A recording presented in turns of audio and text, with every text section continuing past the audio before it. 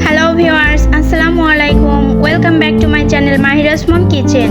আমি তানহা আপনাদের সাথে আজকে শেয়ার করব একটি পুষ্টিগুণে ভরা বড়া রেসিপি, যা কিনা আমি পুঁই শাক দিয়ে বানিয়েছি। গরম গরম ভাতের সাথে এই বড়াটা জাস্ট অসাধারণ লাগবে খেতে, কিংবা বিকেলের নাস্তায়ও আপনারা এটি ট্রাই করতে পারেন। পুঁই শাক প্রচুর পরিমাণে পুষ্টিগুণে ভরা একটি সবজি। এতে রয়েছে অধিক মাত্রায় ভিটামিন সি এবং প্রচুর পরিমাণে ফাইবার, যা আমাদের ওজন কমাতেও অনেকটাই সহায়তা করে। যারা পুঁই শাক একেবারেই পছন্দ করে না, তারাও এই পুঁই শাকের বড়াটি পছন্দ করবে ইনশাল্লাহ। এবার চলুন দেখে আসি এই পুঁই শাকের বড়াটি বানাতে আমাদের কি কি উপকরণ লাগবে। আমি এখানে 2 টেবিল চামচ বেসন নিয়েছি। হাতের কাছে না থাকলে আপনারা ডাল বেটে নিতে পারেন। একটা ডিম, 2 টেবিল চামচ ময়দা। আমি এখানে ময়দা ব্যবহার করেছি, আপনারা চাইলে চালের গুঁড়াও ব্যবহার করতে পারেন। আরও নেব সামান্য পরিমাণ আদা রসুন বাটা, হলুদ গুঁড়া 1 চামচ, মরিচ গুঁড়া আধা চামচ, ধনিয়া গুঁড়া আধা চামচ, জিরা গুঁড়া আধা চামচ, প্রয়োজন মতো লবণ। আর নেব 2 টেবিল চামচ পেঁয়াজ কুচি, কাঁচামরিচ কুচি নেব পরিমাণ মতো। প্রথমে আমি পুঁই শাকটা ভালো করে ধুয়ে কেটে নিয়েছি ঝুরি করে। এটা কেটেই ধুতে হবে, কাটার পর ধোয়া যাবে না, এতে করে হবে কি পুঁই শাকে পানি থেকে যাবে। এখানে আমি 2 কাপ পরিমাণ পুঁই শাক কুচি ব্যবহার করেছি। এর মধ্যে আমি একে একে সবগুলো উপকরণ দিয়ে দেব।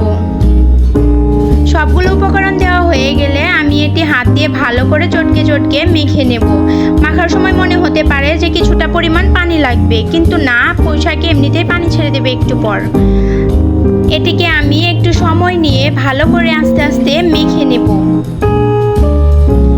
মাখা আমার পুরোপুরি হয়ে গেলে আমি এটিকে আধা ঘন্টার জন্য রেস্টে রেখে দেব। যারা আমার চ্যানেলে নতুন, প্লিজ সাবস্ক্রাইব করে দিবেন। ফিরে আসছি আধা ঘন্টা পর। এবার আমি এখানে রান্নার রেগুলার তেল দিয়ে দেবো 1 চামচ। তারপর আবার একটু নেড়ে চেড়ে মাখিয়ে নেব। দেন চলে যাব চুলার কাছে। একটি ফ্রাই প্যানে তেল গরম হতে দেব। আমার এই ভিডিওটি যদি আপনাদের ভালো লাগে তাহলে অবশ্যই লাইক করে দিবেন। তেলটা ভালোভাবে গরম হয়ে গেলে আমি ওই তেলের মধ্যে পুঁই শাক মাখাগুলো এভাবে চ্যাপটা চ্যাপটা করে দিয়ে দেব। একে একে সবগুলো বড়া আমি এভাবে দিয়ে নেব। সবগুলো বড়া এভাবে দেওয়া হয়ে গেলে আমি একটি ঢাকনা দিয়ে ঢেকে দেবো 1 মিনিটের জন্য। এই সময় চুলার আঁচটা একদম লোয়ে থাকবে। লোতে রেখেই ভাজতে হবে, নয়তো বড়া পুড়ে যেতে পারে। ফিরে আসছি 1 মিনিট পর। ঢাকনাটা তুলে আমি বড়াগুলোকে উল্টে দেব। কাজটা খুব আস্তে আস্তে করতে হবে, যেন বড়াগুলো ভেঙে না যায়।